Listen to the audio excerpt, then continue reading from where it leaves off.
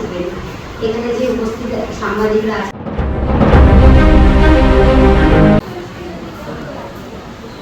India ইউনাইটস for animals WB chapter. রাস্তার কুকুর, বিড়াল এবং ঘরের পশুর সুষ্ঠুভাবে বেঁচে থাকার অধিকার প্রতিষ্ঠা করতে এবারে আমাদের সিদ্ধান্ত EVM এর নোটাতে ভোট।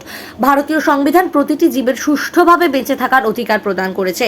মহামান্য আদালত রাস্তার অবলা প্রাণীদের নতুন শ্রেণীতে অন্তর্ভুক্ত করেছে, তাই ওরা এখন কমিউনিটি অ্যানিমালস।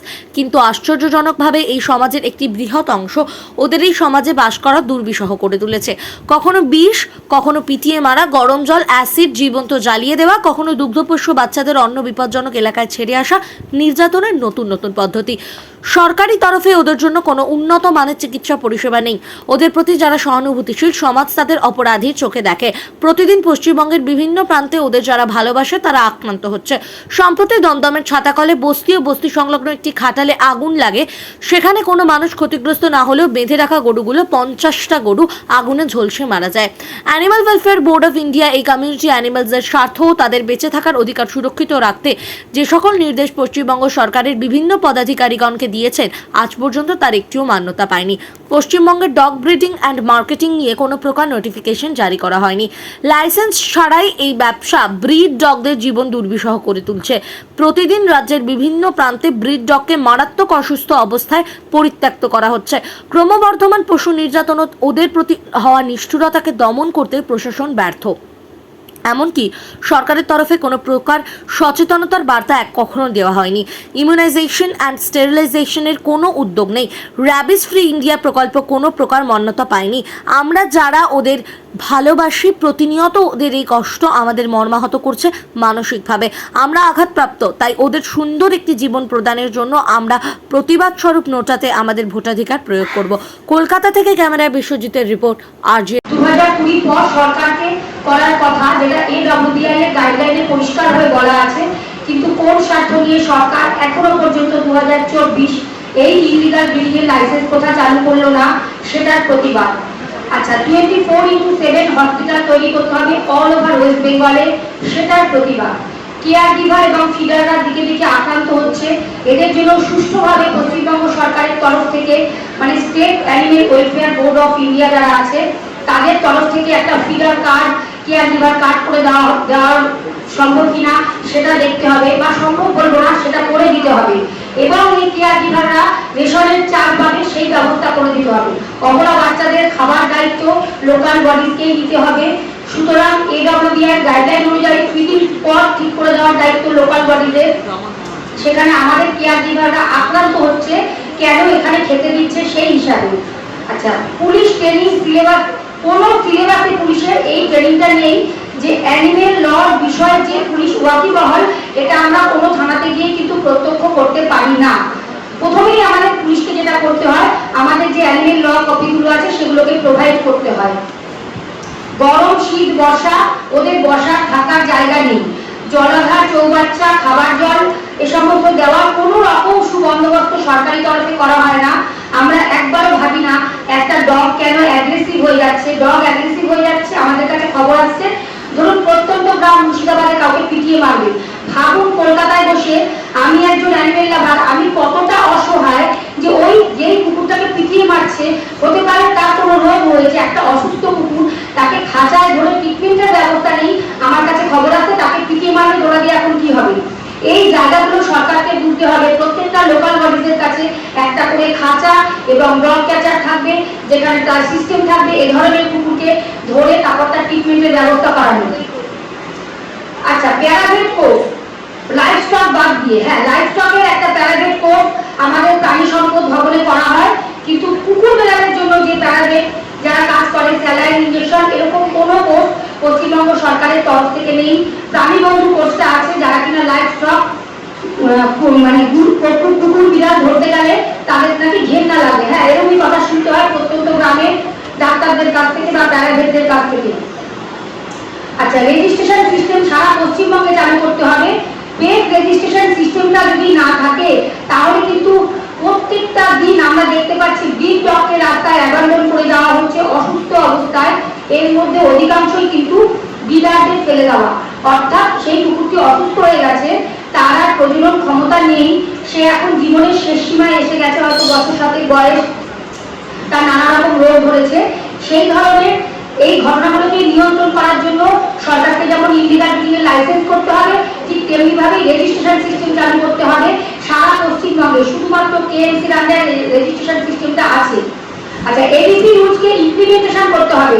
এডিসি রুলস মানে অ্যানিমেল বার্থ কন্ট্রোল রুলস, যার মধ্যে বলা আছে বিড়াল এবং কুকুরকে ইমিউনাইজেশন এন্ড স্টেরিলাইজেশন করাতে হবে।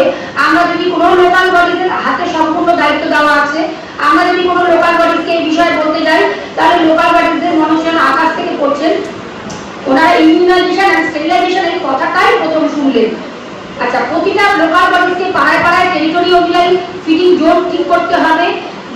ডগ কন্ট্রোল রুলস 2001-এর প্রথম নোটিফিকেশনটা হয়, আজ 2024, 23-এ আরেকটা, ওটাকে আরেকটুখানি সংশোধন করে একটু পরিমার্জন করে 2023-তে আরেকটা ডগ কন্ট্রোল রুলস হয়।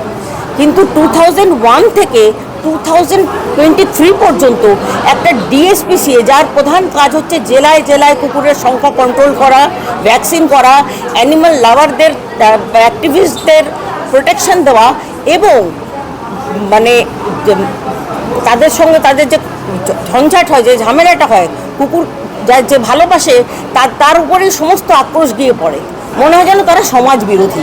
এইরকম আচরণ পাড়া প্রতিবেশী সবাই করে থাকে।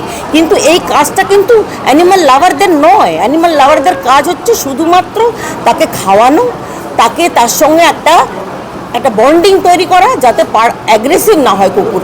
এবং যখন কুকুর তুলতে আসবে কর্পোরেশন, মিউনিসিপ্যালিটি বা পঞ্চায়েত, তখন তাদের নিজের হাতে করে তারা তুলে দিতে পারে।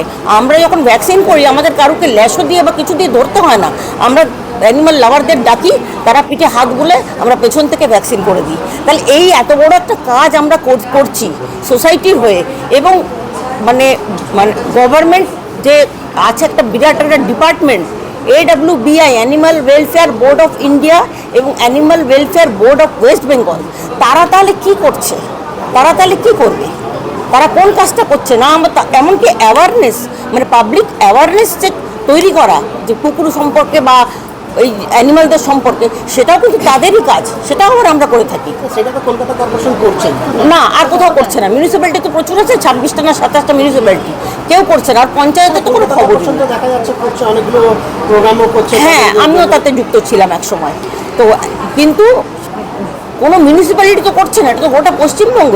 2030 সালের মধ্যে ভারতবর্ষকে র্যাবিস ফ্রি করতে হবে। এই মিশন ওয়ার্ল্ড হেলথ অর্গানাইজেশনের সঙ্গে এটা একটা আন্দোলন।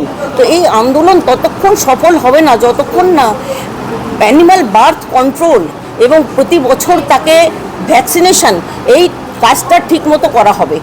ওয়ার্ল্ড হেলথ অর্গানাইজেশন বলছে 70 থেকে 73%, 75% পর্যন্ত অ্যানিমালকে বার্থ কন্ট্রোল করলে এবং তাদের ভ্যাকসিন দিলে পরে 2030 সালের মধ্যে র্যাবিস কন্ট্রোল হতে পারে ভারতবর্ষ থেকে। কিন্তু কোথায় কি প্রশাসন কী করছে? যা কিছু করছে তো এই অ্যানিমাল লাভাররা আমাদের সীমিত সাধ্য দিয়ে আমরা লড়ে চলেছি। আমরা ঘরে বাইরে লড়াই করছি, পাড়ায় প্রতিবেশীর সঙ্গে, প্রশাসনের সঙ্গে, বাকিগুলো তো সবই আপনারা শুনেছেন। অন রেকর্ডের জন্য আপনার নামটা বলুন। আমার নাম ডক্টর মঞ্জু মণ্ডল।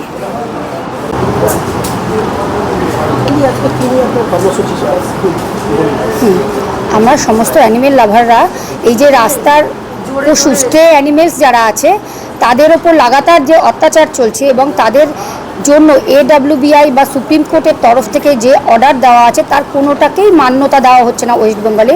সেই কারণে আমরা নোটাকে ধরেছি আমাদের প্রতিবাদের ভাষা হিসেবে, সেই ভাষা হিসেবেই আমরা নোটাকে ধরেছি।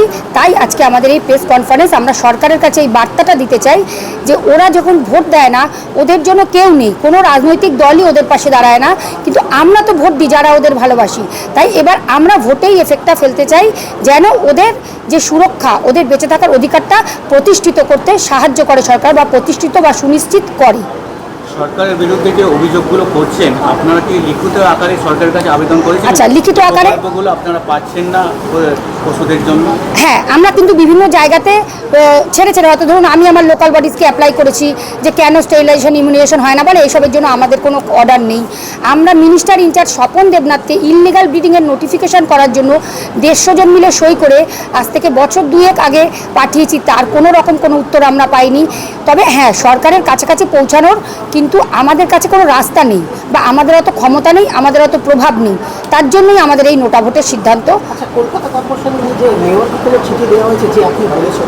আচ্ছা, মেয়রকে আমরা চিঠি দিইনি, তবে মেয়রকে এটা তো পেপারেই বেরিয়েছিল 1,80,00,000 মেয়র। আপনি যে অভিযোগ করছেন সেই অভিযোগের ভিত্তিতে প্রথমে তাকে তো দেখুন, আমি একটা মেল একবার করেছিলাম যে এবিসি রুলসটা কেন হয় না বা কিছু, এই নিয়ে না কোনো রেসপন্স পাইনি আমি। না, আপনাকে তো প্রথমে ওই যে আপনি যে অভিযোগটা করছেন কলকাতা কর্পোরেশনের উপরে, তাকে আপনাকে তো প্রথমে জানাতে হবে, তারপরে উনি কি করছেন তারপরে আপনি বলতে পারবেন। ফল পাননি? না, আমরা জানাইনি সেভাবে অফিসিয়ালি, আমরা কোনো চিঠি দিইনি, কিন্তু তার আগে দেওয়া হয়েছিল অবশ্যই। দেখুন, অত্যাচার হচ্ছে কোনো একটা এলাকা ভিত্তিক না সারা রাজ্য জুড়ে? সারা রাজ্য জুড়ে। আপনার নামটা? আমার নাম দোলা সরকার। মানে লোকাল অথরিটি মানে মিউনিসিপ্যালিটি, কর্পোরেশন, পঞ্চায়েত এদের। আমরা যখন মিউনিসিপ্যালিটিতে যাই এখানে বলতে, তখন তারা আকাশ থেকে পড়ে যে তারা এই না এই জিনিসটা কি তাই নাম শুনে।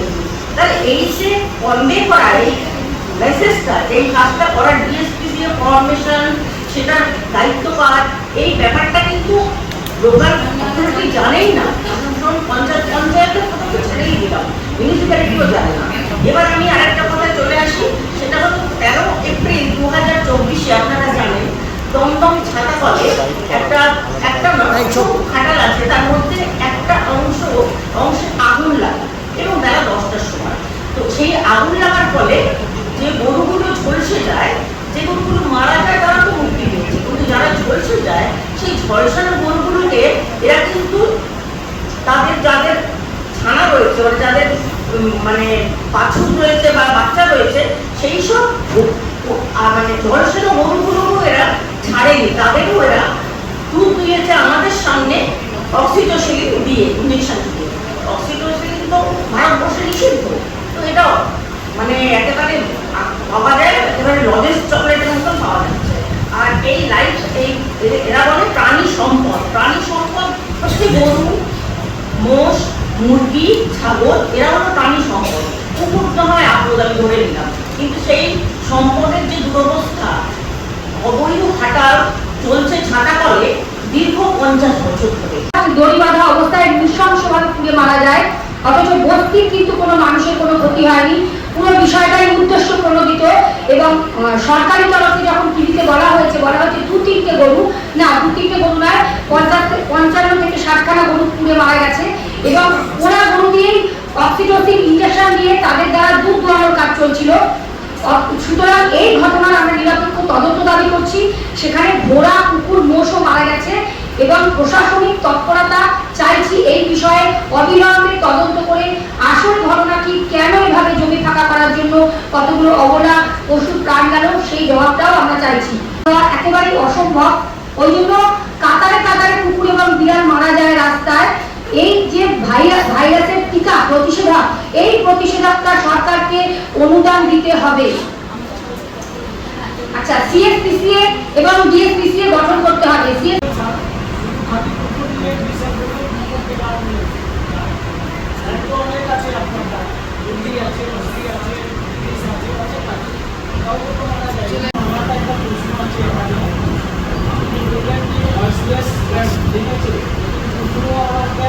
কখনো মানব ভাইরাসের রোগে, তখন তাদের কোথাও রেখে ট্রিটমেন্ট করার জায়গা থাকে না। প্রত্যেকটা লোকাল বডিজকে এমন একটি জায়গা বা স্পট ঠিক করতে হবে যেখানে এ ধরনের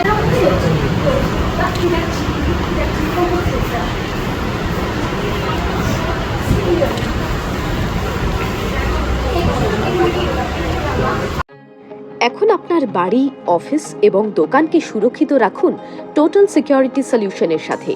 আমরা বিভিন্ন নামি দামি ব্র্যান্ডের সিসিটিভি ও সিসিটিভি সংক্রান্ত যাবতীয় অ্যাক্সেসরিজ বিক্রয় করার পাশাপাশি সার্ভিসও প্রোভাইড করে থাকি। টোটাল সিকিউরিটি সলিউশন একটি নির্ভরযোগ্য প্রতিষ্ঠান যা 24/7 সার্ভিস প্রোভাইড করে থাকে। তাছাড়া এই প্রতিষ্ঠান দীর্ঘদিন ধরে যত্ন সহকারে দোকান, বাড়ি, কারখানা, স্কুল, নার্সিংহোম, হোটেল, রেস্টুরেন্ট, শোরুমগুলিতে পরিষেবা দিয়ে চলেছে। আমাদের এখানে প্রশিক্ষণপ্রাপ্ত টেকনিশিয়ান দ্বারা কাজ করানো হয়। আমাদের ঠিকানা গার্ডেন রিচ, মেটিয়া ব্রুজ, কলকাতা 700024। বিশদে জানতে যোগাযোগ করুন 7003047447। লাইক, শেয়ার, ফলো করুন আমাদের ফেসবুক পেজ RGM নিউজ ও ফলো করুন ইনস্টাগ্রাম, ফলো করুন আমাদের RGM নিউজ। সঙ্গে থাকতে দেখতে থাকুন RGM নিউজ, আপনার এলাকার খবর সবার আগে।